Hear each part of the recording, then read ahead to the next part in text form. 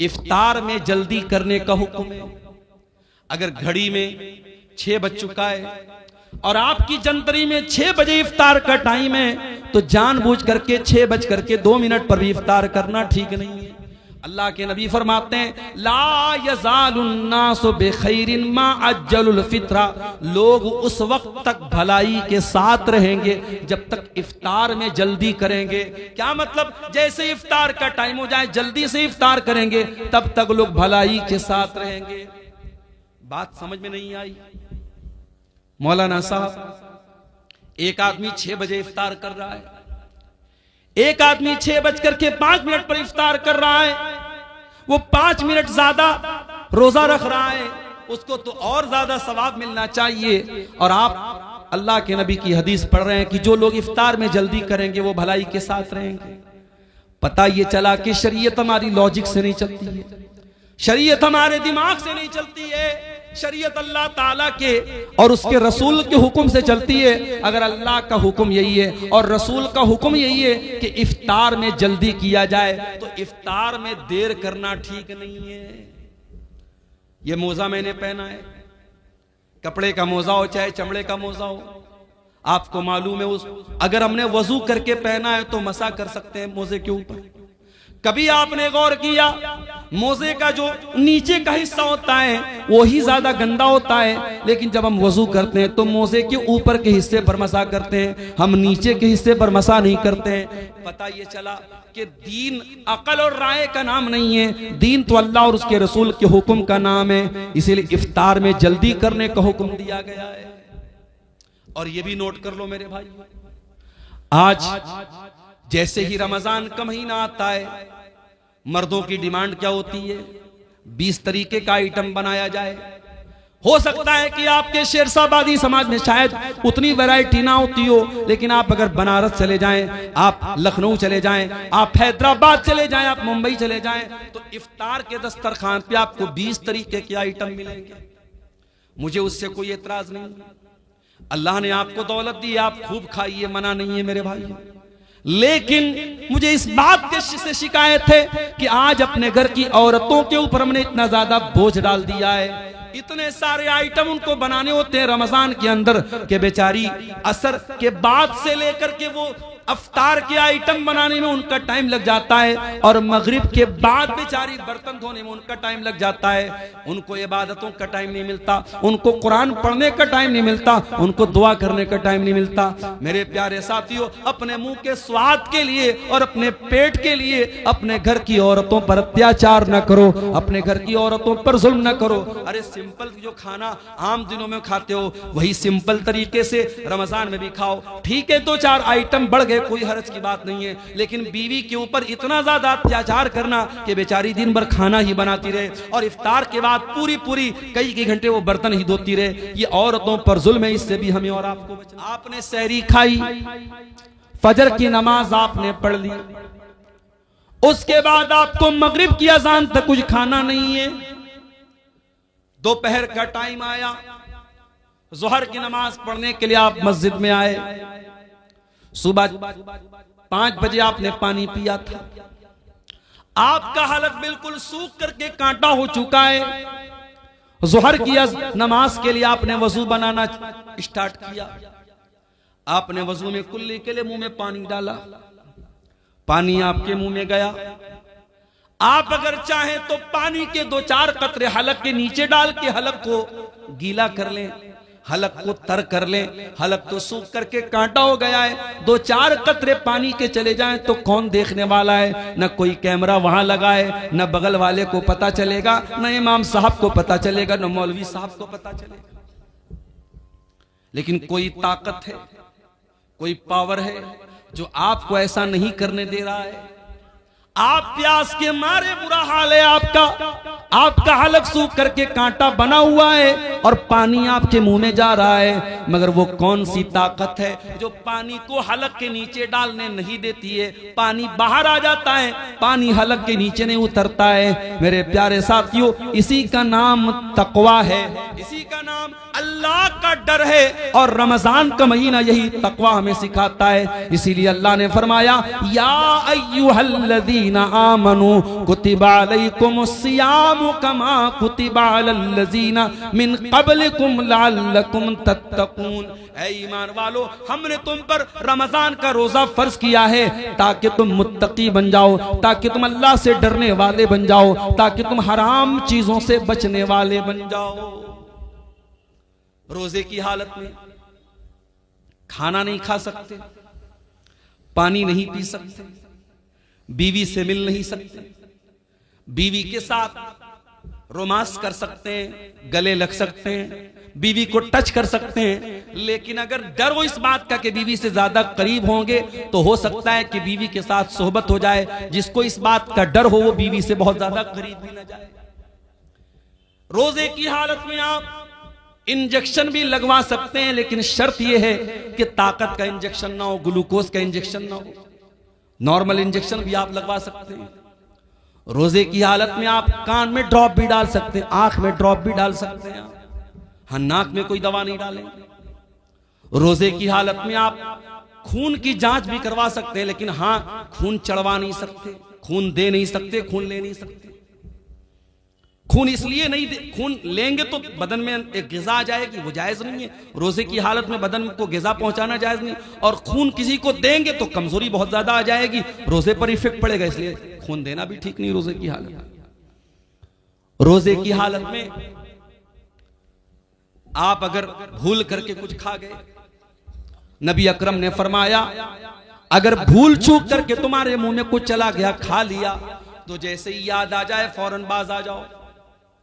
और तुमने जो भूल करके खा लिया पी लिया उससे तुम्हारे रोजे पर कोई फर्क नहीं पड़ा, बस ये समझो कि तुमको अल्लाह ने खिला दिया। अब मान लो आप घर में आए, प्याले में दाल रखी हुई थी, आपने थोड़ी सी दाल पी ली, फिर आपको याद आया अरे भाई अभी तो रमजान शुरू हो गया है। फिर आपको अब्दुल गफ्फार साहब की तकरीर भी याद आ गई, उन्होंने कहा था अल्लाह ताला खिला रहा है, आपने पूरी गटागट पूरी दाल आप पी गए। ये नहीं कर देना भाई, वरना मसला फंस जाएगा, बदनाम मैं हो जाऊंगा। जितना चला गया, जितना गलती से भूल से आपने खा लिया, बस वहीं स्टॉप हो जाओ। जैसे ही याद आ गया मैं रोजा, अच्छा अब ये भी है बाज लोगों को याद कब आता है जब पूरा खा पी के डकार लेते अल्हम्दुलिल्लाह, उसके बाद उनको याद आता है कि हाँ मैं रोजा हूं। तो इतनी कमजोर याददाश्त भी आपकी नहीं होनी चाहिए। रोजे की हालत में अगर भूल करके आपने खा लिया तो कोई गुनाह की बात नहीं। इसी तरीके से आप सुबह सहरी कर रहे थे, आप चाय पी रहे थे, आप दूध पी रहे थे, उतने में अजान शुरू हो गई, तो बर्तन में जितना दूध है जितनी चाय है उसको आप कंप्लीट कर लीजिए, उस पर अल्लाह ताला की आपकी कोई पकड़ नहीं होगी। अजान अगर होने लगे तो बर्तन में जो चीज आप पी रहे हैं उसको आप कंप्लीट कर सकते हैं, उसमें कोई गुनाह की बात नहीं। और यह भी नोट कर लीजिए, रोजे की हालत में अगर रात में इंसान अपनी बीवी से मुलाकात करता है, जाहिर है कि रात में तो जायज है, या रात में इंसान सो गया और वो नापाक हो गया, उसको एहतलाम हो गया, नाइट फॉल हो गया, अब सुबह वो उठा तो वो नापाक है, यानी उसके ऊपर गुस्ल वाजिब है। अब वो क्या करे, वो रोजा रखेगा कि नहीं रखेगा? रोजा रखेगा। और अगर उसी हालत में फजर की अजान भी हो गई तो भी कोई गुनाह की बात नहीं है, उसका रोजा बिल्कुल सही है। लेकिन हाँ, अगर इंसान रात में नापाक हुआ है, सुबह उसी हालत में सहरी कर सकता है, लेकिन फजर की अजान अगर हो गई है तो जितना जल्दी मुमकिन हो वो गुस्ल करे और जमात से जाकर के नमाज पढ़े। कुछ लोग क्या करते हैं, नापाक हो गए तो आराम से सोए रहते हैं, सुबह 8 बजे 9 बजे उठ करके गुस्ल करते हैं और फिर नमाज पढ़ते हैं। ये गलत है, ये नाजायज है, ये हराम है। आप नमाज को बिना मजबूरी के उसके टाइम से डिले नहीं कर सकते। अगर आप नापाक हैं, जितना जल्दी मुमकिन हो आप नापाकी को दूर कीजिए और नमाज पढ़िए। और यह भी याद रखिए, अगर फजर के 1 मिनट पहले भी औरत अगर हैज में थी और पाक हो गई, 1 मिनट पहले भी, मान लीजिए कि अगर 5:15 पे फजर की अजान हो रही है और 5:14 पर औरत को यह लगा कि मैं पाक हो गई हूं, मेरा हैज आना बंद हो गया, पीरियड आना बंद हो गया मेरा, तो उस दिन का रोजा वो रखेगी, उस दिन का वो रोजा रखेगी और फौरन वो गुस्ल करके फजर की नमाज ही पढ़ेगी। हाँ, अगर इसका उल्टा हो जाए, अगर फजर की अजान के 1 मिनट के बाद भी अगर औरत को जो है वो हैज आ जाए तो वो उस दिन का रोजा नहीं रखेगी, वो नापाक मानी जाएगी, वो जितने दिन पीरियड में रहेगी वो रोजा नहीं रखेगी।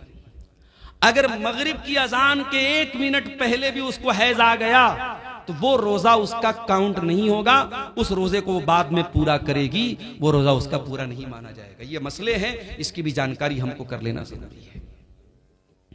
शाम का टाइम आया, आपने बीवी आपकी कमरे में आती है, वही बीवी जो आपके लिए सर से पैर तक हलाल है। आपने रोजे की हालत में अपने आप को कंट्रोल किया है, बीवी के करीब नहीं जा रहे। आपको बहुत तेज भूख लगी है, आपके घर में खाने पीने के बहुत सारे आइटम रखे हुए हैं, लेकिन आप उन चीजों को नहीं खा रहे। आपको प्यास लगी, आप कोई चीज पी नहीं रहे।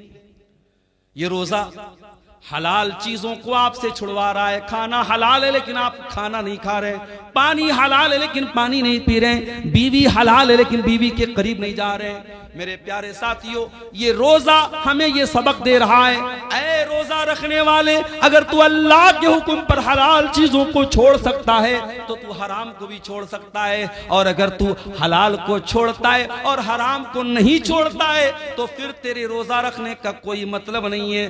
कुछ लोग क्या करते हैं, दिन भर तो रोजा रखते हैं और मगरिब की जैसे ही अजान होती है, इफ्तार करने के बाद पहले सिगरेट का धुआं निकालते हैं, पहले बीड़ी का धुआं निकालते हैं। अरे अल्लाह के बंदे, अगर तुझे सिगरेट इतनी प्यारी है और बीड़ी इतनी प्यारी है कि तू मगरिब की अजान का वेट कर रहा था, तो इससे तो बेहतर था तू रोजा ही ना रखता, तू रोजा ही ना रखता। तू अल्लाह के लिए हलाल चीजों को छोड़ने को तैयार है तो तू हराम को नहीं छोड़ सकता। मेरे प्यारे साथियों, रमजान हमें चेंज करने के लिए आया है, रमजान हमारे अंदर परिवर्तन लाने के लिए आया है। रमजान ने हमारे सोने का, खाने का, पीने का टाइम चेंज कर दिया है। जो रमजान हमारे खाने पीने सोने का टाइम चेंज कर सकता है, वो रमजान हमारी बुरी आदतों को भी चेंज कर सकता है। वो बीड़ी पीने वालों, वो सिगरेट पीने वालों, वो शराब पीने वालों, मोबाइल पर गंदी चीजें देखने वालों, वो बेपर्दा रहने वाली लड़कियों, वो गलत ताल्लुकात में फंसने वाले नौजवानों, अगर अपनी गंदी आदतों से पीछा छुड़ाना है तो उसका बेहतरीन मौका है रमजान। रमजान तौबा का महीना है मेरे साथी। तौबा का मतलब क्या होता है? तौबा कहते किसको है अरबी ज़बान में? तौबा का मतलब होता है यू टर्न ले लेना। आप गाड़ी लेके जा रहे हैं, आपको वापस दोबारा उसी रास्ते पर वापस होना है, आप गाड़ी को दोबारा घुमाएंगे, यू टर्न लेंगे, इसको तौबा कहते हैं। इसका मतलब यह हुआ कि जब इंसान सही रास्ते से भटक जाए तो वो तौबा करे ताकि दोबारा सही रास्ते पर आ जाए। मेरे प्यारे साथियों, अगर आपको तौबा करना है, अल्लाह के रास्ते पे वापस आना है, तो रमजान उसके लिए बेहतरीन मौका है। अल्लाह से सच्ची तौबा कीजिए मेरे साथियों।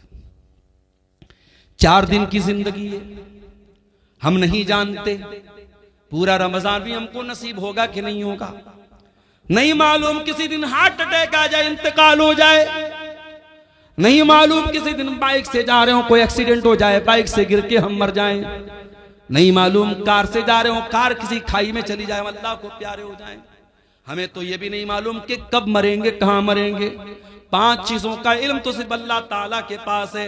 इन्नल्लाह इंदहु इल्मुस्साह, कयामत कब आएगी सिर्फ अल्लाह को मालूम है। व युनज़्ज़िलुल गईस, बारिश कब होगी, कितनी होगी, कहां होगी, अल्लाह को मालूम है। व यअलमु मा फिल अरहाम, और माँ के पेट से जो बच्चा पैदा होने वाला है वो क्या बनेगा, कितनी उम्र पाएगा, कितनी रोजी रोटी पाएगा, नेक बनेगा कि बुरा बनेगा, दीनदार बनेगा कि बेदीन बनेगा, माँ बाप का फरमाबरदार बनेगा या ना फरमा बनेगा, मुशरिक बनेगा या तौहीद वाला बनेगा, ये सारी बातें तो अल्लाह ही जानता है। वमा तदरी नफ्सुम माज़ा तक्सिबु गदा, और कोई नहीं जानता कि कल वो क्या करेगा। वमा तदरी नफ्सुम बिअय्यि अर्दिन तमूत, और कोई नहीं जानता कि वो कहां मरेगा, कब मरेगा छोड़ दो, कहां मरेगा इसकी भी कोई गारंटी नहीं। कितने इसे बिहार के लोग हैं, चंदा करने जाते हैं बेंगलोर, चंदा करने जाते हैं कर्नाटक, और वहीं किसी हादसे में इंतकाल हो जाता है। इसी कटिहार में घसिया घाट नाम का एक इलाका है, वहां एक मौलाना कारी अब्दुल बासित नाम के थे, बहुत अच्छे मेरे ताल्लुकात थे, उनके मदरसे में कई बार जलसे में गया। बेचारे तमिलनाडु के इलाके में चंदा करने गए थे, ट्रेन पर चढ़ रहे थे, अचानक ट्रेन से गिर गए और वहीं ऑन द स्पॉट उनका इंतकाल हो गया। मेरे प्यारे साथियों, हम तो ये भी नहीं जानते कि पूरा रमजान हमको नसीब होगा कि नहीं होगा। हम कहां मरेंगे और किस हाल में मरेंगे। मेरे प्यारे साथियों, कोशिश करो कि ये रमजान का महीना तौबा का महीना बन जाए, हमारे अंदर सुधार का महीना बन जाए, हमारे अंदर चेंजिंग का महीना बन जाए, अपनी बुरी आदतों को कंट्रोल करने वाला महीना बना लो रमजान। शाम हो गई, इफ्तार का टाइम हो गया, मान लीजिए 6 बजे मगरिब की अजान है। कोशिश ये करो कि 5:30 बजे अपने घर में आ जाओ। जितना इफ्तारी का सामान लेना है पहले ही लेके आ जाओ, आधा घंटे पहले ही आ जाओ घर में।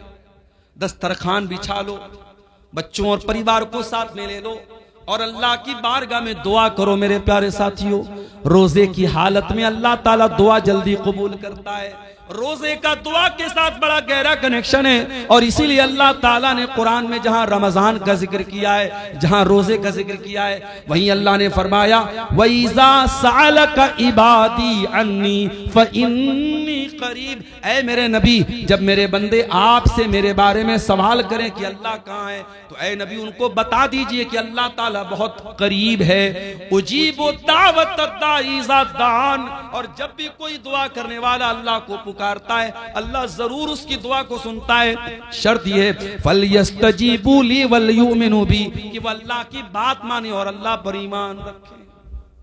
अगर वाकई में हम अल्लाह की बात माने तो जरूर अल्लाह हमारी दुआ सुनेगा। मगर हम अल्लाह की बात मानते कहां हैं? हम तो गुनाहों की दुनिया में लथपथ रहते हैं, हराम कमाई खाते हैं, सूद ब्याज खाते हैं, हराम काम करते और उसके बाद हम कहते हैं अल्लाह हमारी दुआओं को नहीं सुनता। अल्लाह ने हम पर जालिमों को मुसल्लत कर दिया है, फला जालिम है, फला जालिम। अरे सबसे बड़े जालिम हम हैं। दूसरों को जालिम कहने से पहले अपने गिरबान में झांके, हमने अपने ऊपर कितना जुल्म किया है। इसलिए मेरे प्यारे साथियों, रमजान में दुआ करो, और दुआ करना है तो जरा नबियों से सीखो कि दुआ कैसे की जाती है। आदम अलैहिस्सलाम से गलती हो तो क्या दुआ की उन्होंने, और रब्बना ज़लमना अनफुसना व इल्लम तगफिर लना व तरहमना लनकूनन्न मिनल खासिरीन।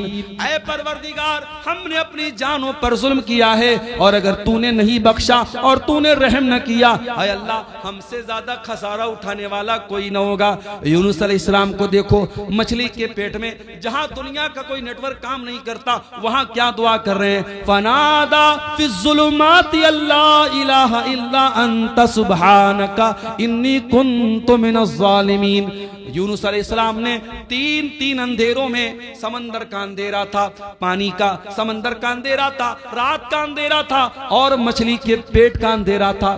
तीन अंधेरों में उन्होंने अल्लाह को पुकारा। और क्या पुकारा, ला इलाहा इल्ला अंता सुब्हानका इन्नी कुन्तु मिनज़ ज़ालिमीन। ऐ अल्लाह तू पाक है, ऐ अल्लाह तेरे सिवा मेरा कोई सहारा नहीं है, ऐ अल्लाह तू पाक है, इन्नी कुन्तु मिनज़ ज़ालिमीन। ऐ अल्लाह मैं जालिम हूं, मेरी गलती है। दुआ मांगने का तरीका सीखो मेरे प्यारे साथियों नबियों से। इसीलिए अल्लाह के नबी फरमाते हैं, मछली वाले नबी की दुआ बहुत बेहतरीन दुआ है और मुसलमान जब भी किसी मुसीबत में ये दुआ करेगा, अल्लाह ताला जरूर उसकी दुआ को सुनेगा। इब्राहिम अलैहिस्सलाम को देखो, 85 साल की उम्र हो चुकी है, औलाद नहीं है।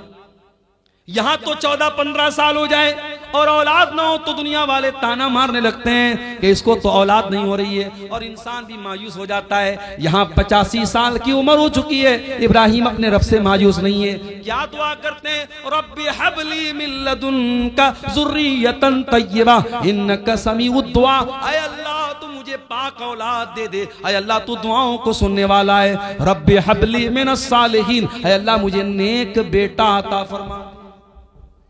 अय्यूब अलैहिस्सलाम को देखो, बीमार है, पूरे बदन में जख्म है, पूरे बदन से खून बह रहा है, पूरे बदन में परेशानी है, और अय्यूब अलैहिस्सलाम दुआ कर रहे हैं, व अय्यूबा इज़ नादा रब्बहू अन्नी मस्सनियद्दुर्रु व अंत अरहमुर राहिमीन। कहते ऐ अल्लाह मुझे ये बीमारी पहुंची है, ऐ अल्लाह मुझे ये तकलीफ पहुंची है, और ऐ अल्लाह सबसे बड़ा रहम करने वाला तू है, अगर तूने रहम न किया तो तेरा बंदा कहां जाएगा। मेरे प्यारे साथियों, रमजान को दुआ का महीना बना लो, खूब दुआएं करो, इफ्तार के टाइम दुआ करो, सहरी के टाइम दुआ करो, तरावी के बाद बैठ के दुआ करो, रात के सन्नाटे में दुआ करो, दिन के उजाले में दुआ करो। रमजान का दुआ के साथ बड़ा गहरा कनेक्शन है, बहुत गहरा ताल्लुक है।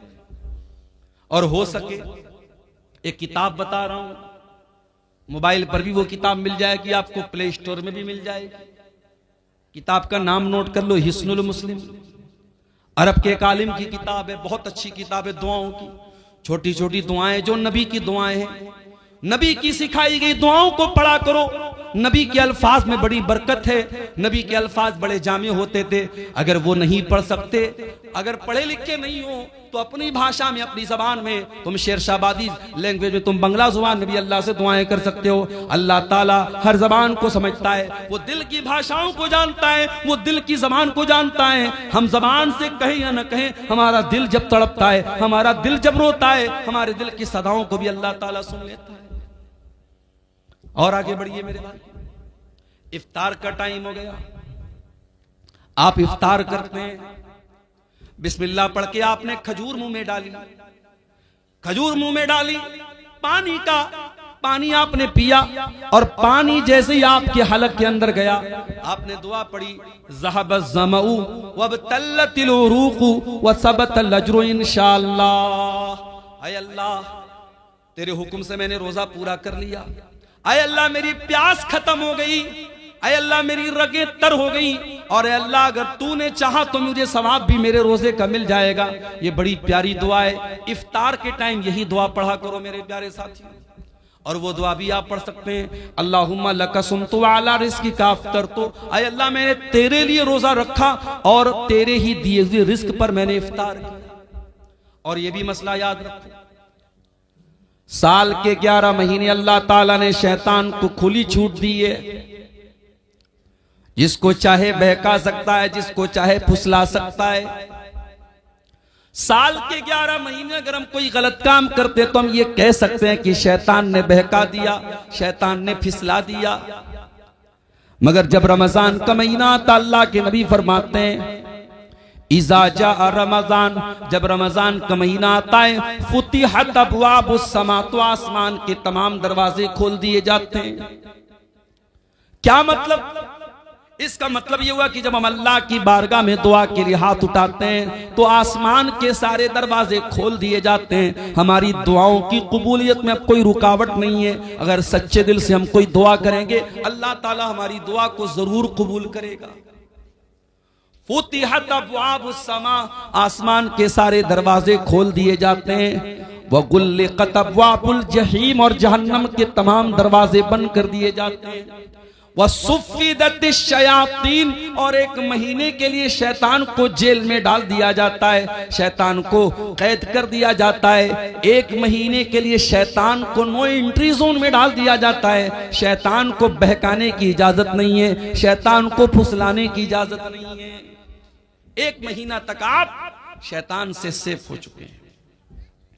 अब अगर इस एक महीने में भी आप कोई गुनाह का काम कर रहे हैं, इस एक महीने में आप रोजा फर्ज होने के बावजूद रोजा नहीं रख रहे हैं, इस एक महीने में के अंदर भी आप शराब पी रहे हैं, इस एक महीने के अंदर भी जिना हो रहा है, इस एक महीने के अंदर भी लड़कियां बेपर्दा घूम रही हैं, इस एक महीने के अंदर झूठ बोला जा रहा है, इस एक महीने के अंदर कारोबार में बेईमानी हो रही है, इसका मतलब कि शैतान का कोई दोष नहीं है, हम खुद दोषी हैं। हम खुद शैतान बन चुके हैं और शैतान हमको इतना ट्रेंड कर चुका है, इतना पक्का कर चुका है कि अब एक महीने के लिए शैतान तो मौजूद नहीं है, शैतान तो कैद में है, लेकिन हम फिर भी बुराई से नहीं बच रहे हैं। इसका मतलब कि शैतान को दोष देना बेकार है, हम खुद शैतान बन चुके हैं। ये एक महीना समझिए कि हमारे लिए अल्लाह ताला की तरफ से हुज्जत कायम कर देता है कि ऐ मेरे बंदे, अब तू बता तेरे पास बहाना क्या है, तेरे पास एक्सक्यूज क्या है। शैतान तो कैद हो चुका है मेरे साथी। यही नहीं मेरे प्यारे साथी, इस रमजान के महीने में एक रात है। कौन सी रात है? आइए कुरान का 30वां पारा खोलते हैं। इन्ना अंज़लनाहु फी लैलतिल क़द्र, ऐ मेरे बंदो, हमने कुरान को लैलतुल क़द्र में उतारा है। वमा अदराका मा लैलतुल क़द्री, और तुम क्या जानो कि लैलतुल क़द्र क्या है। लैलतुल क़द्र खैरुम मिन अल्फि शहर, और ये लैलतुल क़द्र 1000 महीने से बेहतर है। 1000 महीने के बराबर नहीं का, 1000 महीने से बेहतर है। कितनी बेहतर अल्लाह जानता है। 1000 महीने में आप अगर गौर करें कितने साल होते हैं, कैलकुलेटर पे अगर आप कैलकुलेट करेंगे 1000 को 12 से अगर आप भाग देंगे तो लगभग 84 साढ़े 84 आता है। यानी अगर आपने लैलतुल कद्र को पा लिया, आपने शबे कद्र को पा लिया और उसमें आपने तहज्जुद पढ़ लिया, उसमें आपने तिलावत कर ली, उसमें आपने अल्लाह का जिक्र कर लिया, उसमें आपने अल्लाह की राह में दान दे दिया, उसमें आपने अल्लाह ताला की बारगाह में आंसू बहा दिए, उस एक रात में आपने जो भी इबादत की है वो इबादत 84 साल से भी ज्यादा बेहतर है। 84 साल नेकी करने का जो सवाब है वो एक रात में, और रात कब शुरू होती है? मगरिब के बाद से लेकर के फजर तक रहती है, यानी मैक्सिमम 12 घंटे की वो रात है। 12 घंटे के अंदर आपको अल्लाह ताला ने ऐसी रात दे दी है कि आप उसमें अगर कोई नेकी करेंगे तो आपको 84 साल से भी ज्यादा का सवाब मिलेगा। वो मुबारक रात इसी रमजान में आती है मेरे प्यारे साथियों। और वो कब आती है? वो उस रमजान के आखिरी अशरे में आती है। इसीलिए अल्लाह के प्यारे नबी फरमाते हैं, तहर्रू लैलतल क़द्र फिल अशरिल अवाखिर मिन रमजान। ओ लोगो, तुम रमजान के आखिरी अशरे में लैलतुल क़द्र को तलाश किया। और इसीलिए जब रमजान का आखिरी अशरा आता था, जब आखिरी 10 दिन आते थे, अम्मा आयशा फरमाती हैं अल्लाह के प्यारे नबी पूरी रात जागा करते थे, पूरी रात जागा करते थे और अपनी बीवियों को भी जगाया करते थे और कमर कस लेते थे। कमर कस लेने का मतलब ये कि एक्टिव हो जाते थे।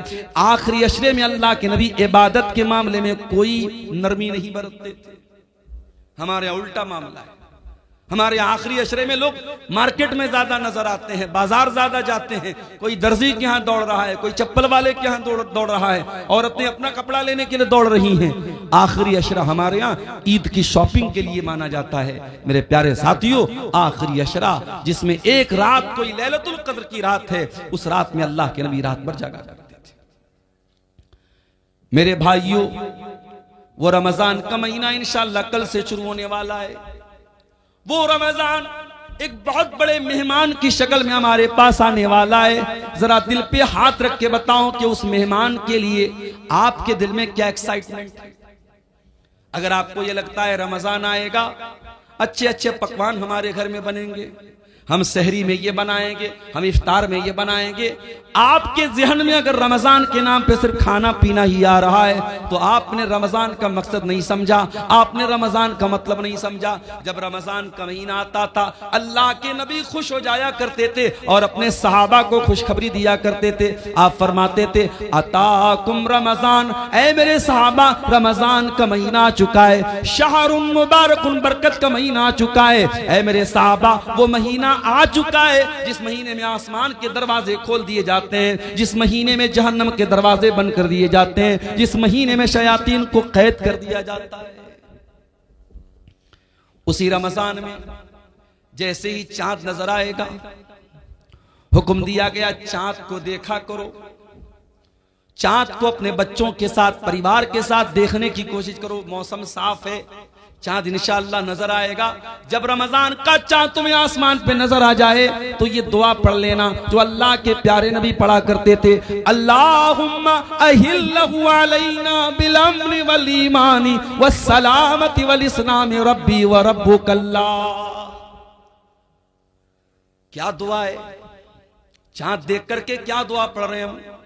अय अल्लाह, तो इस चांद को अमन के साथ हम पर तुलू फरमा दे, ईमान के साथ तुलू फरमा दे, सलामती के साथ तो इस चांद को तुलू फरमा दे, इस्लाम के साथ इस चांद को तो तुलू फरमा दे।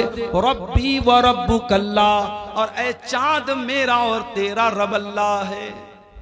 कभी आपने गौर किया, हमारे गैर मुस्लिम भाई भी तो चांद देख के करवा चौथ मनाते हैं। हमारे गैर मुस्लिम भाइयों के यहाँ भी चांद की बड़ी अहमियत है, मगर वो चंद्रमा को देवता मानते हैं, वो चंद्रमा की पूजा करते हैं, वो चंद्रमा की इबादत करते हैं। मगर मेरे प्यारे साथियों, इस्लाम एक ईश्वरवाद वाला मजहब है, इस्लाम तौहीद वाला मजहब है। हम चांद को देख करके भी ऐलान करते हैं, रब्बी व रब्बुकल्लाह, ऐ चांद हम तेरी उपासना नहीं करते, ऐ चांद हम तुझे रब नहीं मानते, ऐ चांद हम तुझे अपना पूज्य नहीं मानते, हम तुझे अल्लाह अल्लाह ताला का एक क्रिएशन मानते हैं, अल्लाह ताला की एक मखलूक मानते हैं, और हम चांद देख करके भी ऐलान करते हैं रब्बी व रब्बुकल्लाह, ऐ चांद मेरा भी रब अल्लाह और तेरा भी रब अल्लाह।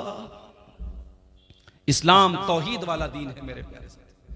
इस्लाम में शिर्क बर्दाश्त के काबिल नहीं है मेरे साथी। इस्लाम तो वो मजहब है कि तमाम नमाजों में हम रुकू करते हैं, सजदा करते हैं, मगर जनाजे की नमाज में हम रुकू और सजदा नहीं करते। क्यों नहीं करते? सामने मुर्दा रखा हुआ है, सामने जनाजा रखा हुआ है। अगर जनाजे की नमाज में रुकू डाला जाता और सजदा डाला जाता तो यह मैसेज जाता कि इस्लाम तो मुर्दे के आगे सजदा करवा रहा है, इस्लाम तो मुर्दे के आगे झुक रहा है। इसलिए जनाजे की नमाज में कोई रुकू और सजदा नहीं है। जनाजा रखा हुआ है, हम जनाजे की नमाज पढ़ते उसमें कोई रुकू सजदा नहीं है। और इसीलिए अल्लाह के रसूल ने किसी कब्र के ऊपर नमाज पढ़ने से मना किया है। ना तो कब्र के ऊपर मस्जिद बनाई जा सकती है, ना मस्जिद में कब्र बनाई जा सकती है। कब्र के ऊपर भी नमाज नहीं और मस्जिद के अंदर भी कब्र को आपने रखने से मना किया है। आज अफसोस की बात, उसी इस्लाम को मानने वाले आज तौहीद को नहीं समझते। कोई किसी के आगे सर झुका रहा है, कोई किसी के आगे सर झुका रहा है। और आपकी शेरशाबादी बिरादरी में जो पूरी अहले हदीस बिरादरी है, आज आपकी बिरादरी में भी बहुत सारी ऐसी चीजें होने लगी हैं जो तौहीद के खिलाफ है। माफ कीजिएगा, बहुत सारे घरों में जहालत की वजह से, तालीम की कमी की वजह से आज बच्चे पैदा होने के बाद ही उनके गले में धागा डाल दिया जाता है। आपके शेरशाबादियों में भी ये चीज देखी जा रही है कि बच्चों के गले में धागा और तावीज डाला जा रहा है। बच्चा बीमार हो जाए तो शिरकिया झाड़ फूक करने वाले झूठे मक्कार लोगों को बुला के उनसे झाड़ फूक करवाया भी जा रहा है। अगर कौवा बोलने लगे तो कौवे के बोलने पर यह कहा जाता है कि कौवा बोल रहा है, इसका मतलब कोई मनहूस खबर आने वाली है। इस तरीके की उल्टी सीधी रिवायतें और उल्टी सीधी चीजें आज हमारे अहले हदीसों के अंदर भी मेरे प्यारे साथियों पाई जाने लगी हैं। याद रखिए, हम तौहीद वाले हैं, हम मर जाएं कट जाएं, तौहीद से समझौता करने वाले नहीं हैं। यही हमारी पहचान है। अल्लाह के नबी ने फरमाया ला तुशरिक बिल्लाहि व इन कुतिलता व हुर्रिकता, अगर तुम्हें कत्ल कर दिया जाए या जला दिया जाए तब भी तुम अल्लाह के साथ शिरक मत करना। तौहीद की हिफाजत करो मेरे प्यारे साथी। हम चांद देख करके भी तौहीद का दर्स देते हैं। रब्बी व रब्बुकल्लाह, ऐ चांद मेरा भी रब अल्लाह है, तेरा भी रब अल्लाह है। एक और मैसेज मिला चांद की दुआ से। दुनिया कहती है मुसलमान तो आतंकवादी होता है, कहने वाले कहते हैं सारे मुसलमान तो आतंकवादी नहीं होते, लेकिन सारे आतंकवादी मुसलमान होते हैं। कहने वाले इस्लाम को आतंकवाद के साथ जोड़ते। ओ लोगों, इस्लाम आतंकवाद का धर्म कैसे हो सकता है? इस्लाम दहशतगर्दी का मजहब कैसे हो सकता है? इस्लाम तो चांद देख करके भी अमन और शांति की दुआ सिखा रहा है। हम चांद देख करके भी क्या दुआ कर रहे हैं? हम ये दुआ नहीं कर रहे हैं ऐ अल्लाह इस चांद को देखने के बाद तू सिर्फ हमको भलाई अता फरमा। हम कहते अल्लाहुम्मा अहिल्लहु अलैना बिल अम्न वल ईमान वस सलामत वल इस्लाम। ऐ अल्लाह ये चांद जो रमजान का नजर आने वाला है, ऐ अल्लाह सारे विश्व के लिए, सारी दुनिया के लिए अमन और शांति का चांद बना दे। अल्लाह इस महीने को तो शांति वाला बना दे, इसमें किसी का खून न बहे, इसमें किसी की जान न जाए, इसमें किसी का माल न लूटे। ऐ अल्लाह इसको अमन और शांति का और पीस का और ऐ अल्लाह दुनिया के लिए सलामती का महीना बना दे। जो मुसलमान चांद देख करके भी अमन और शांति की दुआएं करता है, वो मीडिया वालों तुम्हें शर्म नहीं आती? उस इस्लाम को तुम आतंकवाद के साथ जोड़ते हो, उस मुसलमान को तुम आतंकवाद के साथ जोड़ते हो। हाँ, अगर कोई अपने आप को मुसलमान कहने वाला गलत काम करे तो उसके लिए इस्लाम कैसे जिम्मेदार हो सकता है? आज दूसरे मजहब के मानने वाले, आज अमेरिका में जो जेफरी एप्स्टीन की फाइल सामने आ रही है, वो कोई मुसलमान तो नहीं था, वो तो यहूदी था, लेकिन इतना गंदा आदमी था। 6 साल की बच्चियों के साथ रेप किया करता था, छोटी छोटी बच्चियों के साथ वो दरिंदगी किया करता था, उन्हें नोचा करता था, उनको तड़पाया करता था, यहाँ तक के छोटी छोटी बच्चियों को मशीन में डाल के कत्ल करके उनकी बोटी बना बना के खाया करता था। वो तो यहूदी था, तो क्या हम ये बोलेंगे कि उसके इस अमल की वजह से पूरी यहूदी कौम गलत मानी जाएगी? नहीं मेरे प्यारे साथियों, कुछ लोगों के गलत कामों की वजह से पूरा मजहब बदनाम नहीं किया जा सकता, पूरे दीन को ब्लेम नहीं किया जा सकता। इस्लाम कल भी अमन और शांति का प्रतीक था और आज भी अमन और शांति का प्रतीक है और कयामत की सुबह तक अमन और शांति का प्रतीक रहेगा। हम तो चांद देख करके भी अमन और शांति की दुआ करते हैं। चांद देखने के बाद दूसरा काम हम क्या करते हैं? इशा की नमाज पढ़ने के बाद तरावी की नमाज पढ़ते हैं। जैसे ही रमजान शुरू होता है ये बहस भी छिड़ जाती है, तरावी 8 रकात पढ़ी जाए कि 20 रकात पढ़ी जाए। कोई 8 को सही कहता है, कोई 20 को सही कहता है। लेकिन एक बात से कोई इनकार नहीं कर पाएगा कि अल्लाह के नबी ने जो 3 दिन तरावी पढ़ाई थी वो 8 ही रकात आपने पढ़ाई थी। कैसी आवाज है? 3 दिन तक अल्लाह के नबी ने जो तरावी की नमाज पढ़ाई थी वो 8 रकात थी। इसमें किसी को शक नहीं है मेरे प्यारे साथी। हजरत आयशा से पूछा गया अल्लाह के प्यारे रसूल की रमजान की नमाज कैसी थी? तरावी की नमाज जिसको हम कहते हैं, उसी के बारे में सवाल किया गया। मायशा कैफ़ कानत सलातु रसूलिल्लाह सल्लल्लाहु अलैहि वसल्लम की रमजान, अल्लाह के रसूल की रमजान की नमाज कैसी थी? सवाल करने वाला तरावी के बारे में सवाल कर रहा है।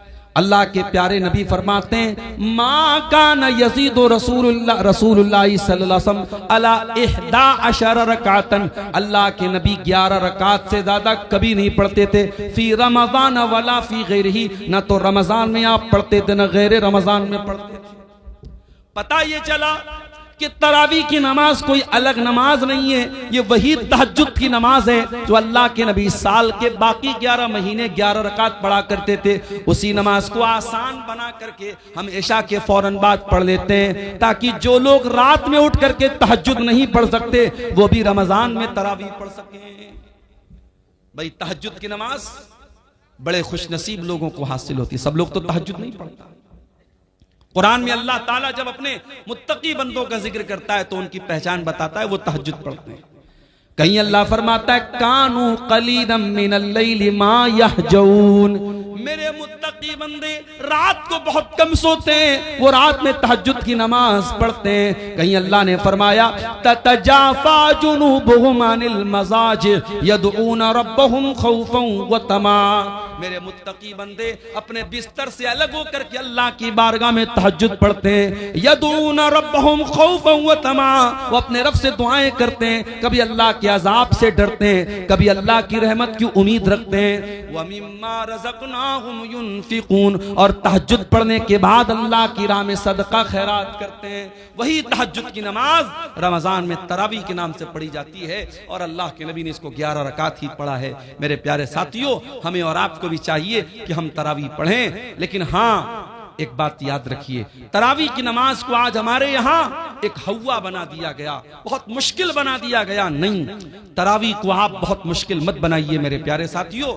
अगर हमारे नौजवानों का स्टेमिना बहुत कमजोर हो चुका है और वो बेचारे बहुत लंबी तरावी नहीं पढ़ पा रहे, तो ठीक है, आप हल्की ही तरावी पढ़ाइए। हल्की से मुराद ये है कि अगर एक पारा पूरा अगर इमाम पढ़ रहा है और एक पारे में सारे लोग शामिल हो सकते हैं तो एक पारा पढ़ाया जाए। अगर एक पारा भी लोग नहीं पढ़ पा रहे तो एक पारे से भी कम पढ़ा जा सकता है, लेकिन कोशिश ये कीजिए कि तरावी की नमाज पूरे महीने पढ़ी जाए। जो ये तरीका हमारे यहाँ चला है कि 3 दिन तरावी पढ़ते हैं, 5 दिन तरावी पढ़ते हैं, उसके बाद मस्जिदों में सन्नाटा छा जाता है, ये तरीका गलत है और किसी भी हदीस से ये तरीका साबित नहीं है कि सिर्फ 3 दिन तरावी पढ़ी जाए। अल्लाह के नबी फरमाते हैं मन काम रमजान ईमानन व इहतिसाबन, जो रमजान में क़ियामुल लैल करता है, जो रमजान में तरावी की नमाज पढ़ता है ईमान के साथ और सवाब की नीयत के साथ, ये 2 चीजें बहुत जरूरी हैं।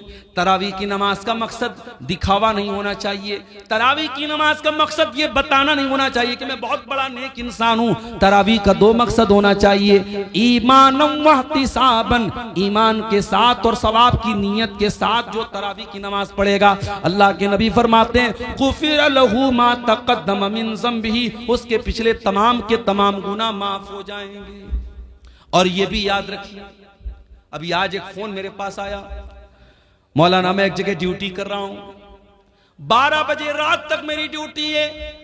मैं ड्यूटी से आने के बाद जमात तो मुझे नहीं मिलेगी, क्या मैं अकेले तरावी की नमाज पढ़ सकता हूं? मैंने कहा आप पढ़ सकते हैं, जायज है, लेकिन ये बात याद रखिए कि तरावी की नमाज जमात से पढ़ना अफजल है, जमात से पढ़ना अफजल और बेहतर है। इसलिए कि अल्लाह के नबी ने फरमाया मन कामा मअल इमामी हत्ता यंसरिफ कुतिब लहू क़ियामुल लैला, जो इमाम के साथ क़ियामुल लैल करता है, जो इमाम के साथ तरावी की नमाज पढ़ता है, उसको पूरी रात तहज्जुद पढ़ने का सवाब मिलता है। इसलिए मेरे भाइयों, मस्जिद में तरावी का एहतमाम करो और औरतों के लिए भी इंतजाम करो ताकि माएं बहनें भी इस सवाब में शामिल हो सके, मर्द हजरात भी तरावी पढ़ें और पर्दे के साथ औरतों का भी इंतजाम करो, औरतें भी जाके तरावी की नमाज पढ़ें।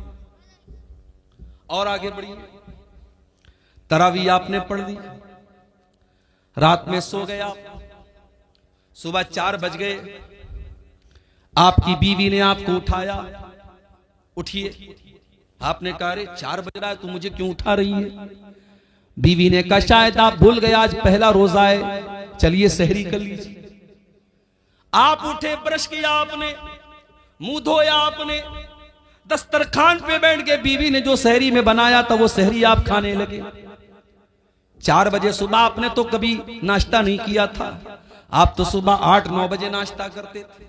ये 4 बजे कौन सा नाश्ता हो रहा है? इसको सहरी बोलते हैं और ये सहरी बड़ी बरकत वाला खाना है। अल्लाह के नबी फरमाते हैं तसहरू फइन्न फिस्सहूरी बरका, सहरी खाया करो, सहरी में बरकत है। सहरी के बगैर भी आप रोजा रखेंगे हो जाएगा, मगर सहरी खा के रोजा रखेंगे तो बदन में ताकत रहेगी। इसीलिए बहुत सारी जगहों पे सहरी में ताकत की चीजें खाते हैं। हमारे बनारस में वो मेवा वगैरह डाल करके उसमें मखाना भी होता है और बादाम भी होता है, काजू भी होता है, वो सब डाल के एक आइटम बनाते हैं, उसको हरीरा बोलते हैं। कहीं हरीरा बोलते हैं, कहीं तुर्री बोलते हैं, पता नहीं आपके सीमांचल में भी कुछ ऐसा बनता होगा। तो आप सहरी में इस तरीके की चीजें जब खा लेते हैं तो फिर पूरे दिन एक एनर्जी रहती है बदन में। अगर आप सहरी नहीं खाएंगे, मान लीजिए कोई सोया रह गया रात में, बेचारा वो इरादा करके सोया तो मैं सुबह सहरी करके रोजा रखूंगा, लेकिन नींद नहीं खुल पाई और फजर का टाइम हो गया और तब उसकी नींद खुली, तो रोजा वो रखेगा कि नहीं रखेगा? रोजा रखेगा, रोजा हो जाएगा। मगर जब बगैर कुछ खाए पिए रोजा रखेगा तो कमजोरी रहेगी। इसलिए सहरी जरूर करना चाहिए। हमने सुबह 4 बजे सहरी कर ली, 5 बजे फजर की अजान होने वाली है, हमने 10 मिनट में 15 मिनट में सहरी कर ली। अब हमारे पास 45 मिनट का टाइम अभी अजान तक बचा है। हमने सोचा बिस्तर पे चल के थोड़ा आराम कर लेते हैं। जैसे ही बिस्तर पे आराम करने गए, नींद आ गई और फजर की नमाज हमारी बिस्तर पे चली गई। ये तरीका गलत है मेरे भाई, बिल्कुल गलत है ये तरीका। आप 14-14 घंटे भूखे रहते हैं, आप रोजा रखते हैं, लेकिन अगर आप नमाज की पाबंदी नहीं करते हैं तो माफ कीजिएगा, रोजा इंपॉर्टेंट है, रोजा अहम है, लेकिन रोजे से भी ज्यादा इंपॉर्टेंट नमाज है। इस्लाम के 5 अरकान में कलमा पढ़ने के बाद दूसरे नंबर पे नमाज है और तीसरे नंबर पे ज़कात है और चौथे नंबर पे रोजा है। आप चौथे नंबर की चीज के लिए तो 14 घंटे मेहनत करते हैं, लेकिन दूसरे नंबर की चीज को आप गोल कर देते हैं, नमाज ही को गायब कर देते हैं। याद रखिए मेरे प्यारे साथियों, इस्लाम में रमजान के रोजे के पहले 5 वक्ता नमाज है, इसलिए नमाज छोड़ करके आप रोजा मत रखिए। अगर आप फजर की नमाज जाने का डर है तो आप सहरी थोड़ा लेट खाइए। अल्लाह के नबी की सुन्नत भी थी कि आप सहरी बहुत लेट खाते थे, यानी फजर की अजान से ठीक 10-15 मिनट पहले आप सहरी खा लीजिए और जब 10 मिनट बचा है आप वजू बना करके बैठ करके दुआ कीजिए, अल्लाह ताला से जिक्र कीजिए अल्लाह ताला का, और फजर की नमाज पढ़ने के बाद ही आप सोइए ताकि आपकी नमाज न छूटने पाए मेरे साथी। और आगे बढ़िए, उसके बाद रमजान की एक बहुत अहम इबादत जिसके लिए कुरान में बाकायदा जिक्र किया गया, कुरान की तिलावत। रमजान में कसरत से कुरान की तिलावत करो, इसलिए कि रमजान के महीने में ही कुरान उतारा गया। फरमाया शहरु रमजान अल्लज़ी उन्ज़िला फ़ीहिल कुरान, रमजान के महीने में कुरान उतारा गया, हुदल लिन्नास, और ये कुरान सारी मानवता के लिए हिदायत बन करके आया, व बय्यिनातिम मिनल हुदा वल फुरकान, और इस कुरान की आयतें सच्चाई को खोल खोल के बयान करने वाली हैं। कभी आप अपने दिल पर हाथ रख के बताइए मेरे भाई, आपने पिछले रमजान में कितना कुरान पढ़ा था? मोबाइल पर आपने न जाने कितनी रील्स देखी थी, फेसबुक के ऊपर आपने न जाने कितना टाइम खर्च किया था, यूट्यूब पर आपने न जाने कितने वीडियोस देखे थे, लेकिन आप अपने दिल पर हाथ रख के बताइए कि आपने कुरान कितना पढ़ा था। बल्कि अगर आप मुझसे पूछे तो मैं एक बात कहूंगा, रमजान में उलमा की तकरीरें सुनिए, मैं मना नहीं करता, मगर तकरीरों से ज्यादा कुरान सुनिए, कुरान पढ़िए। रमजान को कुरान के लिए खास कर दीजिए। और आज भी आप देखिए जो हरमैन के इमाम है, जब वो कुरान पढ़ते हैं कितना अच्छा लगता है। शेख अब्दुल रहमान अस्सुदैई जब अपनी आवाज में कुरान पढ़ते, अल्लाह अल्लाह, कितना प्यारा लगता है। शेख सऊद अशरम तो चले गए, लेकिन मौजूदा जो इमाम हरमैन है उसमें एक नाम शेख बदर तुर्की का है, कितना प्यारा कुरान पढ़ते हैं।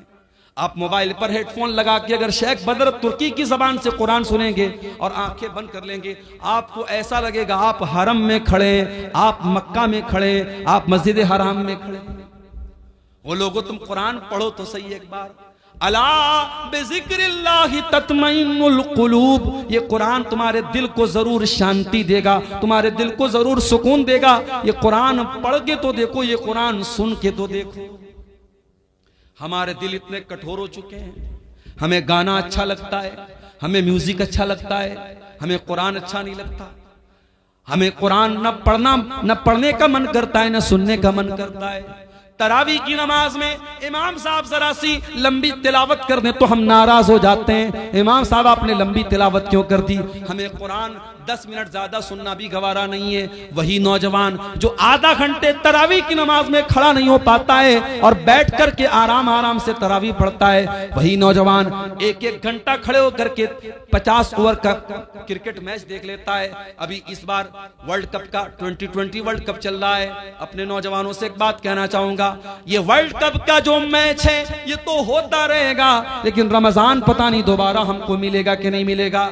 मेरे प्यारे साथियों, इस वर्ल्ड कप के चक्कर में अपने रमजान को बर्बाद न होने देना।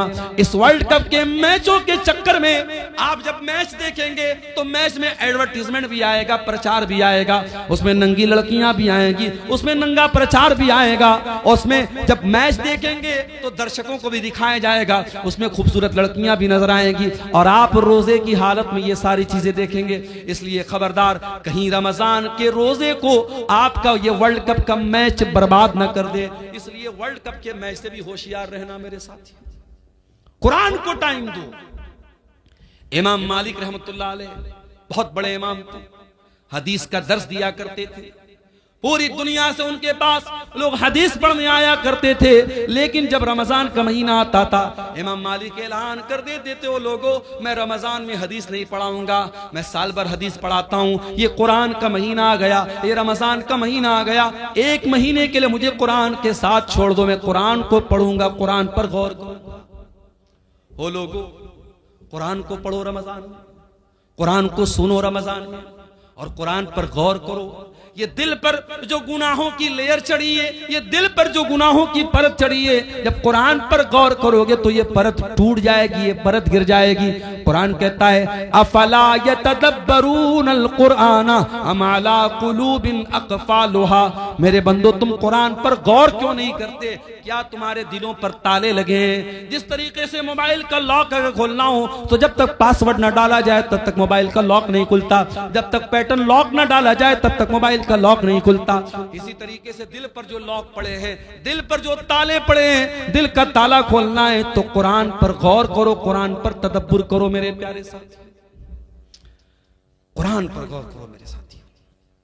अल्लाह के नबी जिनके ऊपर कुरान उतरा था, अल्लाह के नबी कभी कभी दूसरे के मुंह से कुरान सुना भी करते थे। एक मर्तबा आपने अब्दुल्ला बिन मसूद से फरमाया, अय अब्दुल्ला, इकरा अलैयल कुरान, अय अब्दुल्ला मुझे कुरान पढ़ के सुनाओ। अब्दुल्ला बिन मसूद ने फरमाया, अय अल्लाह के नबी मैं आपको कुरान कैसे पढ़ के सुनाऊं, ये कुरान तो आप ही के ऊपर उतरा है। आपने फरमाया, अय अब्दुल्ला मैं दूसरे के मुंह से सुनना चाहता हूं, आज तुम्हारे मुंह से सुनना चाहता हूं, तो मुझे कुरान पढ़ के सुनाओ। अब्दुल्ला बिन मसूद कुरान पढ़ने लगे और सूरह निसा की तिलावत करने लगे, सूरह निसा पढ़ने लगे और अल्लाह के नबी गौर से सुनने लगे।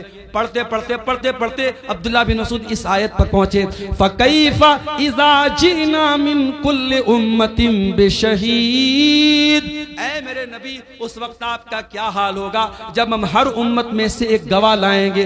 वजीना बिकाला हाउलाई शहीदा, और ऐ नबी हम आपकी उम्मत पर आपको गवाह बनाएंगे। जब अब्दुल्ला बिन मसूद इस आयत के ऊपर पहुंचे, उन्होंने कहा, वो कहते हैं कि अल्लाह के नबी ने मुझसे कहा बस करो, ऐ अब्दुल्ला बस करो। मैंने नजरें उठा के देखा, मैंने क्या देखा, फैजा ऐनाहु तज़रिफान, अल्लाह के नबी की दोनों आंखों से आंसू बह रहे थे, अल्लाह के रसूल रो रहे थे, ज़ारो कतार आप रो रहे थे। वो जो कयामत के दिन आपके कंधे पे जिम्मेदारी डाली जाएगी, उस जिम्मेदारी को सोच के आप रो रहे थे। ओ मुसलमानों, तुम्हारे नबी तो अपनी जिम्मेदारी का ख्याल करके रो रहे हैं, तुम्हें अपनी जिम्मेदारी का ख्याल कब आएगा? आज ये कौम कहां जा रही है, इस कौम का नौजवान कहां जा रहा है? आज इस कौम की लड़कियां मुर्तद हो रही हैं, इस कौम का नौजवान नशे में धुत है, इस कौम की लड़कियां बेपर्दा हो रही हैं, इस कौम का एक बड़ा तबका हराम कमाई खा रहा है। वो लोगों, तुम्हें कोई चिंता नहीं है, तुम्हारे दिमाग में कोई टेंशन नहीं है। तुम्हारे नबी तो यही टेंशन लेके दुनिया से चले गए। तुम्हारे नबी को तो एक ही टेंशन थी, फलअल्लक बाखिउन नफ्सका अला आथारिहिम इल्लम युमिनु बिहाज़ल हदीस असफा। ऐ मेरे नबी आपको इतनी टेंशन है, आपको इतनी चिंता है लोगों के ईमान लाने की, कहीं इस टेंशन में आप जान न दे दे। आपके नबी को तो इतनी टेंशन थी, मगर आपको कोई टेंशन नहीं है। अल्लाह के प्यारे नबी उस जिम्मेदारी का एहसास करके रोने लगे, कुरान सुन करके रोने लगे। मेरे साथ कुरान सुनो तो सही अच्छे कारी की आवाज में, खास तौर से जो अफ्रीकन कारी होते हैं। उसमें एक कारी है, कभी यूट्यूब पर सर्च मारिएगा, सूफी अब्दुल रशीद नाम है उनका, ये शायद उधर अफ्रीका वगैरह कहीं के हैं। आवाज बिल्कुल नॉर्मल है, लेकिन जब कुरान पढ़ते हैं दिल में जाके लगता है मेरे साथी, बड़ा प्यारा कुरान पढ़ते। सूफी अब्दुल रशीद नाम है, अच्छे कारी की आवाज में आप कुरान सुनिए, आप ये गाने बजाने भूल जाएंगे। दिल पर जो असर पड़ेगा मेरे साथियों, अब मैं बयान नहीं कर सकता उसको। रमजान को कुरान का महीना बनाइए मेरे साथियों, और आगे बढ़िए। एक और काम अल्लाह के नबी करते थे रमजान में। अब्दुल्ला बिन अब्बास कहते हैं अल्लाह के नबी रमजान में बहुत ज्यादा सखावत किया करते थे, अल्लाह की राह में दान दिया करते थे। आज भी मुसलमान अपने माल की ज़कात इसी रमजान के महीने में निकालता है। मेरे प्यारे साथियों, आप अपने माल की जो ज़कात होती है आप साल में कभी भी निकाल सकते हैं, बल्कि ज़कात का सही मसला तो यह है, मिसाल के तौर पर अगर मेरे पास आज 1 लाख रुपया है, आज 1 लाख रुपया मेरे पास आया और आज ही के दिन अगले साल तक वो पैसा मेरे पास रहा, तो आज ही के दिन मेरे ऊपर ज़कात फर्ज होगी। लेकिन लोग अपनी आसानी के लिए रमजान में ज़कात निकालते हैं, कोई हरज की बात नहीं, निकाल सकते हैं आप। लेकिन हाँ, ज़कात देने का तरीका भी आज हमारा बड़ा निराला है मेरे साथी। पिछले रमजान में मैं साउथ इंडिया में था, एक मौलवी साहब आए, कहा कि मौलाना कड़ी धूप में हम लोग लाइन लगते हैं और जब हमारा नंबर आता है तो सेठ जी कहते हैं कि पिछले साल का रिकॉर्ड कहां है। पिछले साल का रिकॉर्ड हमने दिखाया तो कहते इस पर मदरसे की मुहर नहीं लगी है, जाओ। 2-2 घंटा धूप में लगने के बाद वो बेचारा मौलवी जो किसी प्राइवेट मदरसे में पढ़ा रहा था और उसका चंदा करने वो बेंगलोर और गुजरात गया था, 3-3 घंटा लाइन में लगने के बाद उसको वापस कर दिया जाता है और बेचारा वो नाकाम लौट जाता है। ये हालात देख करके मेरे साथियों खून के आंसू रोने का दिल चाहता है। ये ज़कात कोई टैक्स नहीं है जिसे वसूलने के लिए लोगों के दरवाजों पर जाया जाए। होना तो ये चाहिए था, ज़कात देने वाले खुद ऐसा सिस्टम बनाते कि जहां ज़कात के हकदार हैं ज़कात वहां तक पहुंचती। यहां तो बेचारे मौलवी धक्के खा खा के ज़कात वसूल रहे हैं। मेरे प्यारे साथियों, अपने माल की ज़कात निकालो और सही तरीके से अपने माल की ज़कात निकालो। अगर आपके पास 85 ग्राम सोना है, अगर आपके पास 595 ग्राम चांदी है, अगर आपके बैंक बैलेंस में आपके पास कैश रकम में इतना पैसा है जो 595 ग्राम चांदी के बराबर है, तो आपके पास अगर वो माल 1 साल तक रहता है तो उसकी ज़कात आपको देना है। और ऐ मेरी प्यारी माओ बहनों, ये भी याद रखिए, आपने सोने का जो जेवर पहना हुआ है और आपने अलमारी में जो रखा हुआ है, वो सब पर आपको ज़कात देना है। कोई ये ना सोचे कि जो मैं पहनती हूं उस पर ज़कात नहीं देना है, सब पर आपको ज़कात देना है। और अगर आपने अपने सोने चांदी की ज़कात नहीं निकाली तो अंजाम क्या होगा? अल्लाह फरमाता है, वल्लज़ीन यक्निज़ून अज़्ज़हब वल फ़िज़्ज़ा वला युनफ़िक़ूनहा फ़ी सबीलिल्लाहि फ़बश्शिरहुम बिअज़ाबिन अलीम। जो लोग सोना चांदी इकट्ठा करते हैं और उसकी ज़कात नहीं निकालते हैं, उनको दर्दनाक अज़ाब दिया जाएगा। यौमा युहमा अलैहा फी नारी जहन्नम फतुक्वा बिहा जिबाहुहुम व जुनूबुहुम व ज़ुहूरुहुम। क़यामत के दिन वही सोना चांदी जहन्नम की आग में तपाया जाएगा, उससे उनकी पेशानी को दागा जाएगा, उससे उनके पहलू को दागा जाएगा, उससे उनकी पीठ को दागा जाएगा और कहा जाएगा, हाज़ा मा कनज़्तुम लिअन्फुसिकुम फज़ूक़ू मा कुन्तुम तकनिज़ून। ये सोना चांदी जिसकी तुमने ज़कात नहीं निकाली थी, आज उसको अल्लाह ताला ने जहन्नम की आग बना दिया है, आज अजाब का मजा चखो। मेरे प्यारे साथियों, इसलिए अपने माल की सही ज़कात निकालिए। और ये बात याद रखिए, ज़कात कोई टैक्स नहीं है, ज़कात आपके माल के मैल कुचैल को पाक करती है। ज़कात हमारे माल की बरकत को खत्म नहीं होने देती है, आपके माल की सुरक्षा करती है, आपके माल की हिफाजत करती है।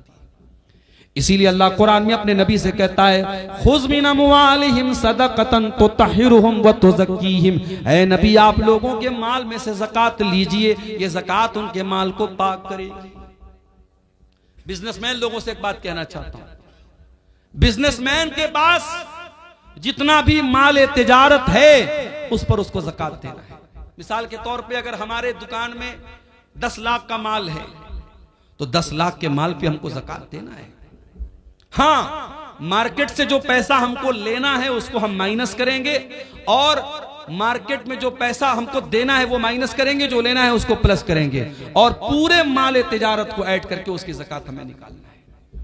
इसी तरीके से अगर आपने कोई जमीन खरीदी है और आपने जमीन इस मकसद के लिए खरीदी है कि जमीन का दाम बढ़ जाएगा तो हम बेच देंगे, अगर आपने जमीन को बेचने के मकसद से लिया है तो उस जमीन की भी आपको ज़कात देना पड़ेगा।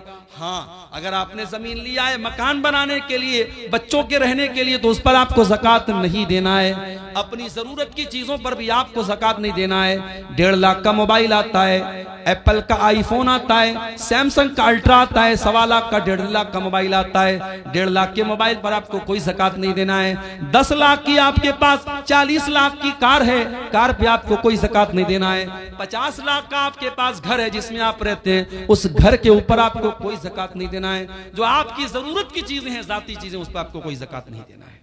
लेकिन हाँ, जो बिजनेस एसेट है, जो माल तिजारत है, उस पर आपको ज़कात देना है। और कोशिश कीजिए कि अपने माल की पूरी ज़कात रमजान में निकाल दीजिए। और घर की औरतों को भी कुछ पैसा दे दीजिए कि कोई मांगने वाली आए, कोई जरूरतमंद आए तो घर की औरतें भी कुछ अल्लाह की राह में सदका खैरात करें। ये माहौल मेरे प्यारे साथियों रमजान में अपने घरों का हमें बनाना चाहिए। अल्लाह के नबी सल्लल्लाहु अलैहि वसल्लम की बीवियों से कुरान कहता है कि ऐ नबी की बीवियों, अक़िमना सलात व आतीना ज़कात, तुम नमाज कायम किया करो, तुम ज़कात अदा किया करो। इसका मतलब कि औरत को भी ज़कात अपने माल की देना चाहिए। अगर औरत के पास अपना जेवर है, औरतों को जो मायके से मिलता है जेवर, वो औरत का अपना जेवर होता है। अगर शौहर ज़कात निकाल दे तो अच्छी बात है, अगर शौहर ज़कात नहीं निकालता है तो बीवी को खुद उसकी ज़कात निकालनी पड़ेगी। अगर अपना जेवर बेच के भी निकालना पड़े तो देना पड़ेगा। ज़कात दिए बगैर चारा नहीं है। और अगर हम जानबूझ के ज़कात नहीं निकालेंगे, अल्लाह के यहाँ बहुत दर्दनाक अजाब होगा। मेरे प्यारे साथियों, रमजान के इस मुबारक महीने में एक काम हमें और करना रहता है जिसको एतिकाफ बोलते हैं।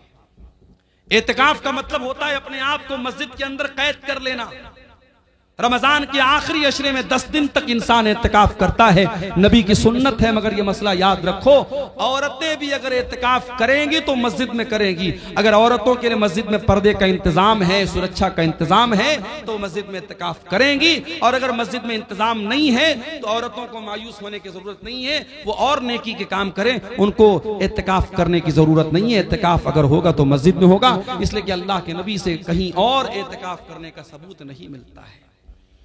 और एतकाफ कौन करेगा? आज तो हालात ये पूरे पूरे गांव में कोई एतकाफ नहीं करता है। पूरी अहले हदीसों की बस्ती है, कुरान और सुन्नत पर चलने वालों की बस्ती है, लेकिन पूरी बस्ती में एक आदमी भी एतकाफ नहीं करता है। अफसोस की बात है। मैंने मुंबई में देखा, मैंने कर्नाटक में देखा, मैंने तमिलनाडु में देखा, मस्जिद में 20-20 नौजवान, बिल्कुल हट्टे कट्टे नौजवान, वो आते हैं एतकाफ में बैठते हैं। औरतों के लिए इंतजाम मैंने देखा, पर्दे का इंतजाम है, वो एतकाफ करती हैं। मेरे प्यारे साथियों, जज्बा होना चाहिए आपके अंदर। और एतकाफ वो आदमी, आज हमारे यहाँ कोई करता भी तो कौन करता है? जो बिल्कुल समाज में रिटायर हो चुका है वो एतकाफ करता है। अरे जो बिजनेसमैन है, जो एक्टिव है, जो अपने दुनिया की कुर्बानी दे के एतकाफ करे, वो असल एतकाफ करता है। मेरे साथ ये एक पर्चा आया है मेरे सामने। हमारे इलाके में एक घर है जिसमें हर दिन 2 से 4 मरतबा अपने आप आग लग रही है। लोग 20 दिनों से बहुत परेशान हैं। वजह क्या है? जरा इस मसले पर रोशनी डालें। देखिए, कभी कभी कुछ चीजों की वजह नॉर्मल होती है, लेकिन हम वजह कुछ और समझते हैं। हम बाइक से जा रहे हैं, बिल्ली ने रास्ता काटा, हम कहते हैं मौलवी साहब बिल्ली ने रास्ता क्यों काटा? अरे बिल्ली को जाना था कहीं, वो जा रही थी, उसमें क्या मसला है? आग लग रही है तो आग लगने की कोई वजह है। अब कुछ लोग उसको जबरदस्ती कि साहब वहां कुछ शैतान का मामला है, ये है वो, ऐसा कुछ नहीं है। अगर आपको ये लग रहा है कि ये आग जो लग रही है नॉर्मल कोई वजह नहीं है, आप वहां कुरान पढ़िए, उस घर में अल्लाह का जिक्र कीजिए, कुरान पढ़िए, नमाज पढ़िए। उसके बाद कौन से शैतान की मजाल है कि वहां अपनी कोई हरकत कर सके? और आग अगर लगती है तो कहीं ना कहीं लापरवाही से लगती है। अल्लाह के नबी की हदीस है कि रात में सोने के पहले चिराग बंद करो। हमारे यहां लोग सर्दियों में हीटर जलाते हैं और हीटर चलाए चलाए सो जाते हैं, कितनी जगह एक्सीडेंट हो जाता है। जो नबी की हदीस है, जो नबी का फरमान है, उस पर हमेशा हमें अमल करना है। रात में जो भी आग से रिलेटेड चीजें, चाहे गैस का चूल्हा हो, चाहे चिराग की बत्ती हो, चाहे हीटर हो, सब बंद करके सोना चाहिए। तो बहरहाल अगर किसी घर में बार बार आग लग रही है, उसकी वजह पे गौर कीजिए। कोई हर चीज के पीछे कोई दूसरी वजह सोचना और समझना ये मुनासिब नहीं है। वल्लाहु आलम बिस्सवाब। ज़कात के माल से क्या मदरसे के उस्ताद, क्या इतना ही लिखा है? मदरसे के उस्ताद को शायद ये पूछना चाह रहे कि मदरसे के उस्ताद को तनख्वाह दे सकते हैं कि नहीं। देखिए, जो भी हमारे यहाँ दीनी मदरसे हैं, उलमा का एक बड़ा तबका, उलमा की एक बड़ी जमात का ये मानना है कि हिंदुस्तान के माहौल में जो दीनी मदरसे हैं ये फी सबीलिल्लाह के अंदर आते हैं। जो कुरान में अल्लाह ताला ने ज़कात किसको देना है, 8 जगहों पे ज़कात का पैसा दे सकते हैं। उसमें एक जगह है फी सबीलिल्लाह, अल्लाह की राह में भी ज़कात का पैसा दे सकते हैं। तो उलमा की एक बड़ी जमात का कहना है कि मदरसा जहां दीनी तालीम होती है वहां पे हम ज़कात दे सकते हैं, क्योंकि वो फी सबीलिल्लाह के अंदर आता है। अगर मदरसे में गरीब बच्चे पढ़ते तब तो कोई शक की बात नहीं, ज़कात दे सकते हैं। अगर मदरसे में खुशहाल बच्चे भी पढ़ते हैं तब भी ज़कात की रकम दी जा सकती है। क्यों? क्योंकि मदरसों का असल मकसद क्या है? अल्लाह के दीन की तबलीग करना, लिहाजा वहां ज़कात की रकम दी जा सकती है। लेकिन इस तरीके के मदरसे जहां ज़कात की रकम दी जाती है, वहां अगर ऐसे बच्चे पढ़ते हैं जिनके बाप खुशहाल हैं, तो उनको ये चाहिए कि खुराकी वगैरह की वो फीस दे दें, ताकि वो ज़कात के अंदर किसी तरीके के डाउट से वो बच जाए। हदीस के मुताबिक इफ्तारी में जल्दी करने का हुक्म है, लेकिन हमारे इलाके में एक ही जगह में अहनाफ कुछ और अहले हदीस हजरात कुछ औकात में इफ्तारी करते हैं। उसकी क्या वजह हो सकती है? क्या इसमें भी अव्वल और आखिर वक्त का मसला है, यानी 2 से 4 मिनट? अहनाफ के यहाँ जबरदस्ती सिर्फ एहतियात के नाम पे 2-4 मिनट लेट किया जाता है। उसकी कोई दलील नहीं है। जो जंतरी के औकात है बहुत सोच समझ करके, हिसाब व किताब करके बनाए गए हैं। नबी के जमाने में जंतरी नहीं थी, नबी के जमाने में घड़ी नहीं थी, आसमान देख करके लोग इफ्तार करते थे। आज तो अल्हम्दुलिल्लाह घड़ी है और जंतरी में बाकायदा पूरा तहकीक करने के बाद इफ्तार का टाइम तय किया गया है। वो उसमें ताखिर करने का कोई जो है मतलब नहीं है। जो लोग एहतियात के नाम पे देर करते हैं वो ठीक नहीं है। क्या सहरी के लिए माइक में ऐलान करना सही है? सहरी के लिए, सहरी खत्म करने के लिए अजान होती है, वो काफी है, अलग से कोई माइक से ऐलान करना ठीक नहीं है। रोजे की हालत में खून चेक कराना कैसा है? करा सकते हैं, खून की जांच करा सकते हैं, कोई हरज की बात नहीं। क्या मस्जिद के माइक में गजल हमद पढ़ना सही है? गजल हमद जो है ये अगर अच्छा कलाम है और मान लीजिए कि मस्जिद में कोई प्रोग्राम वगैरह हो रहा है तो उस मौके पर तो पढ़ सकते हैं। ऐसे ही नॉर्मली जो है लाउड स्पीकर से गजल और हमद पढ़ना ये ठीक नहीं है, ये दूसरों को तकलीफ पहुंचाने वाली बात होगी। क्या लिखा है? कय के होने से क्या रोजा टूट जाए? अगर बीमारी की वजह से उल्टी होगी किसी को तो खुद से जो उल्टी हो जाती है उससे रोजा नहीं टूटता है, उल्टी होने से रोजा नहीं टूटता है। हाँ, कोई जानबूझ करके अपने मुंह में हाथ डाल के उल्टी करे तो उससे रोजा टूट जाएगा, लेकिन जो खुद से बीमारी की वजह से उल्टी होती है उससे रोजा नहीं टूटेगा। क्या झूठ बोलने से रोजा टूट जाता है? झूठ बोलने से रोजा टूटता नहीं है, मगर झूठ बोलना रोजे की हालत में हराम है। अल्लाह के नबी ने फरमाया अगर कोई आदमी रोजा रख करके भी झूठ बोलता है तो फिर अल्लाह ताला को उसके रोजे की कोई जरूरत नहीं है। इफ्तार कराने से कितना सवाब मिलता है? आप जिसको इफ्तार कराएंगे उसको उसके रोजे का पूरा पूरा सवाब मिलेगा और उतना ही सवाब आपको भी मिलेगा। इसलिए कोशिश ये कीजिए कि रमजान में रोजाना एक आदमी को अपने साथ बिठा के इफ्तार कराइए ताकि आपको हर रोजे का डबल सवाब मिले। लेकिन यहाँ जो इफ्तार करने आएगा आपके घर में वो बेचारा कहीं ये ना सोचे कि मेरे सवाब में कोई कमी आएगी, उसको पूरा सवाब मिलेगा, लेकिन इफ्तार कराने वाले को डबल सवाब मिलेगा। सहरी के लिए वजू करना जरूरी है? नहीं, वजू भी जरूरी नहीं है, बल्कि नापाकी की हालत में भी आप सहरी कर सकते हैं, लेकिन हाँ फौरन गुस्ल करके आप जमात से फजर की नमाज पढ़ेंगे। तो ये चंद मसाइल थे। हम अल्लाह ताला से दुआ करते हैं रब्बुल आलमीन हमें आने वाले रमजान का हक अदा करने की तौफीक अता फरमाए। रब्बुल आलमीन। अस्सलामु अलैकुम वरहमतुल्लाहि वबरकातुहू। शेख मोहतरम, एक सवाल मैं लगभग 1-2 साल से लेकर के घूम रहा हूँ कि एक छोटी बस्ती है जिसमें एक जुमे की मस्जिद है, उसके बगल में ही मतलब सट करके ही रूम मदरसे के बनाया हुआ है। अगर उस मस्जिद में के मतलब मदरसे रूम में औरत जुमा या तरावी या ईदैन की नमाज उसमें पढ़ेगी तो होगी या नहीं? इन्होंने पूछा है कि मस्जिद के सटा हुआ कोई मदरसे की ज़मीन है, उसमें औरतें अगर जुमा में आ जाती हैं या ईदैन में आ जाती हैं तो नमाज पढ़ सकती हैं या नहीं। अगर मस्जिद और वो मदरसे की जो ज़मीन है वो सटी हुई है, बीच में कोई गैप नहीं है, तब तो नमाज हो जाएगी। और अगर गैप है बीच में कोई गली है और दोनों सटा हुआ नहीं है, तब फिर ये मसला गड़बड़ है, तब उसमें नमाज पढ़ना ये ठीक नहीं है। लेकिन अगर इमारत दोनों की सटी हुई है और मस्जिद में अभी तौसी की गुंजाइश नहीं तो मस्जिद मदरसे में भी औरतें जुमा की नमाज भी पढ़ सकती हैं और ईदैन की नमाज भी पढ़ सकती हैं। वल्लाहु आलम बिस्सवाब। ठीक है, अल्लाह ताला हम सबको नेक अमल अच्छी समझ की तौफीक अता फरमाए। आने वाले रमज़ान को हमारी ज़िंदगी का बेहतरीन रमज़ान बना दे। अल्लाह ताला जो लोग बीमार हैं उनको सेहत और तंदुरुस्ती दे ताकि वो आसानी के साथ रमज़ान का रोज़ा रख सकें। रब्बुल आलमीन हम सब के यहाँ जमा होने को कबूल फरमाए। आमीन व आखिर दावाना अनिल हम्दुलिल्लाहि रब्बिल आलमीन। अस्सलामु अलैकुम व रहमतुल्लाहि व बरकातुहू।